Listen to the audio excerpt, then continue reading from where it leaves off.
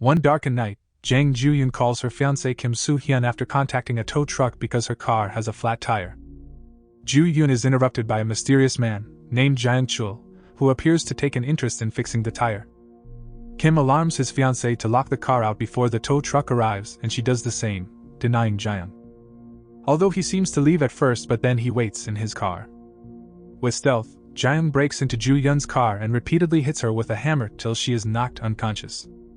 When she opens up her eyes, she finds herself naked in plastic sheets. She begs for Gyung's mercy as she is pregnant. However, Gyung still cuts her up ruthlessly and puts her body parts away in a box. While mutilating the body, Joo Young's ring gets stuck in the sewer, which Gyung is unable to find. The next day, a boy finds an ear, which looks like Joo Yun's, and tells his friends, after which the police squad starts searching for Joo Yun as the night strikes. The quad chief Jang, who is also Joo Yun's father, is quite overwhelmed by a wash of worriedness. Suddenly, one of the members of the search team finds Joo Yun's head, which fills the atmosphere with terror when he shouts and calls the squad. It leaves Kim in shock when he arrives at the scene of this sight. Kim mourns and promises that he will not rest until he has taken revenge for the dismembering of Joo Yun's body. The preliminary stage of the revenge begins with Kim getting a 2-week leave for himself from the agency he works for. After collecting all the necessary gadgets underhanded from a colleague, i.e., the GPS capsule and a tracking device, Kim pays a visit to Jang to contemplate the 4 accused persons who are suspected to commit a similar nature of crime. He then takes a photo of each of these suspects to hunt them down and inquire about the killing. Kim sneaks into the first suspect's apartment and smothers him up.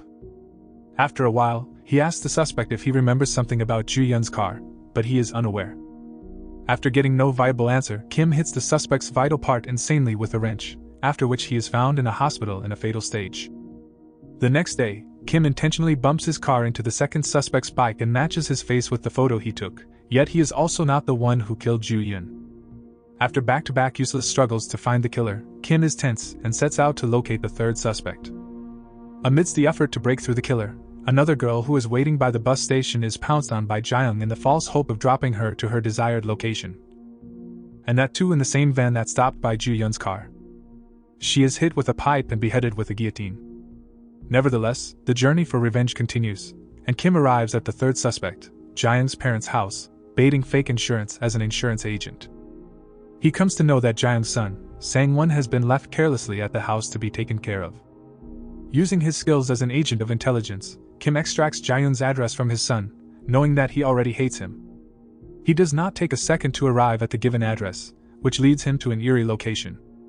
He looks around and finds a locker, which he breaks open. To his surprise, he finds women's accessories like bags, bras, and shoes. A door mysteriously opens behind him, which leads him to a secret pathway to Gyung's slaughterhouse, where Joo Yun along with others was murdered.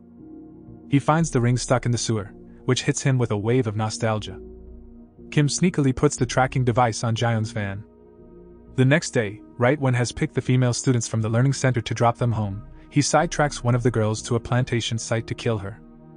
As a psychopath that has promiscuous sexual behavior, Gyung tries to rape the girl, but it goes in vain as Kim has followed him to seek, and Gyung should flee. However, because of the aggravated aggressiveness of a lost job and interruption in his progress, Gyung fights Kim. Thereupon, Gyung makes a mistake after taking the broken intelligence agent's appearance for granted. Kim recklessly beats Gyung and makes him suffer with a blood-stained plastic bag. Soon as he is about to smash the killer's head into pieces, he makes Gyung swallow the GPS capsule to see what he does next. Here comes the confusing part. Why does he let Gyung live? Kim has left Gyung with money to get treated, as Kim intends to inflict the same anguish on Gyung as his wife went through. Now Gyung is on the road like asking for a ride, hopeless, like many of the girls he had killed. To Gyung's luck and the driver that stops by, he finds himself pooling with another passenger in a cab. However, the two carry the same guilty state of mind as Gyung. Contrarily, it's their unlucky night as Gyung has been outrageous after taking a beat from Kim. While Kim constantly tracks Gyung, he freshens up, dumps the dead bodies in water and leaves the dead bodies of the two killers by the creek, and sets out to get checked by a doctor.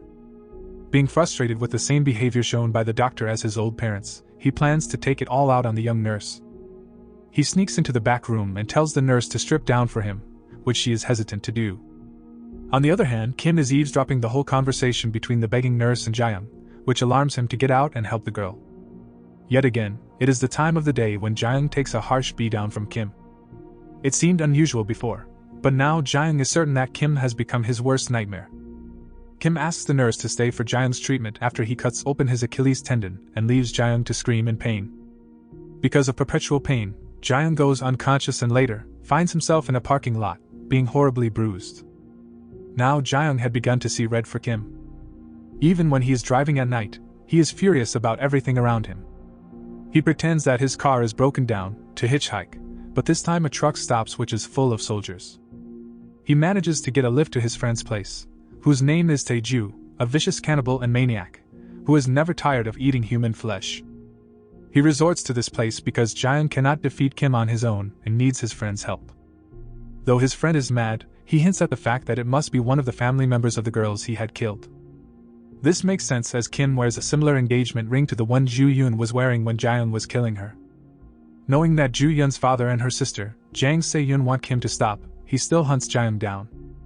He starts his initial wrath by storming Tae-ju, just when he is about to kill his target for his next meal, while creepy background music plays. Suddenly, the music stops playing and the next thing you know, the protagonist has arrived. Kim easily defends himself against Tae-ju, who tries to stab him and ties Tae-ju to punish him. However, Jang lends a keen ear to this and arrives at the basement with a rifle to help his friend. Fortunately, he misses, which gives Kim a chance to devise a plan to take them both down. While Jang rescues his friend, Kim is upstairs ready to wade into his plan. His wife slinks behind him to stab him with scissors. After taking her down, Kim fights Tae first, knocks him unconscious, and now it is Jang's turn to bleed. After a sudden realization of the monster that Kim had become, he takes Jang to his colleague to get treated and calls the police to take away Tae-ju and his partner in crime, girlfriend. It worries the section chief, of the police squad, and he intimates to Jang that this must stop. Nonetheless, Jang is placed in a ward where Kim and his friend are having a conversation about the functionality of the GPS capsule, and Jang subconsciously hears it. The routine ricocheting of curing and torture ends Jang up in a tunnel this time. Now that the psychotic killer knows that Kim is listening, he intimidates him by saying that he slaughtered his girlfriend knowing that she was pregnant. It gets Kim angry, and he heads towards Jang immediately. He stops by a pharmacy to steal the laxatives he needs to get the capsule out. He finds the capsule in the fecal matter and shoves it in a police officer's mouth after knocking him out, to trick him. Moreover, he gets away with the police car and contacts the section chief to set up a deal to turn himself in only on the condition that he has taken down Kim. When Kim has no idea where Jang might be, he gets to the hospital where his friend Tae-ju is. Tae-ju sarcastically summarizes Jang's next plan about coming after Joo Yun's family, and his intention to give himself up to the police to protect himself from any external influence. The anxious Kim rushes to Yeonhee-dong, where Jang lives with Se-yun. Unfortunately, Jang has already arrived there disguised as a delivery guy. He annihilates Jang with a dumbbell and then manages to take away his daughter, as a part of his plan to hand Kim over to him. Unquestionably, Kim is a responsible man. He speeds and overtakes cars to rush over to Jang. In the middle of a busy road, Jang gets out of his car covered in blood, to surrender. The section chief orders to search down the car. However, Kim drifts his car right in front of the police and takes away Jang in a split second. He takes him back to the secret room where Jang mutilated all the victims. It appears that Kim's thirst for seeing Jang drown in pain is not over. Firstly, he ties him up to the guillotine. Secondly, he torments him with a lit cigarette, and then puts a screwdriver through his right cheek. However, Jang does not stop provoking Kim, so he sets up a triangular trap where he ties the guillotine's blade with the knot placed inside Jang's mouth, tied closely to the pathway's door. Witty Kim had already called Jang's parents to come and check on Jang. Jang begs his parents not to open up the door, however, they get worried and pull harder to open the door. Jang's mouth fails to hold any longer, and the blade beheads him. With the GPS close to Jang's body, Kim comes to know that it is all over.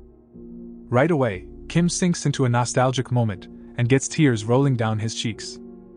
He certainly cannot get back the love of his life, but he has successfully done what he had promised before. Subscribe for more videos like this, turn on the notifications, and leave a like to help the channel out. Thanks for watching.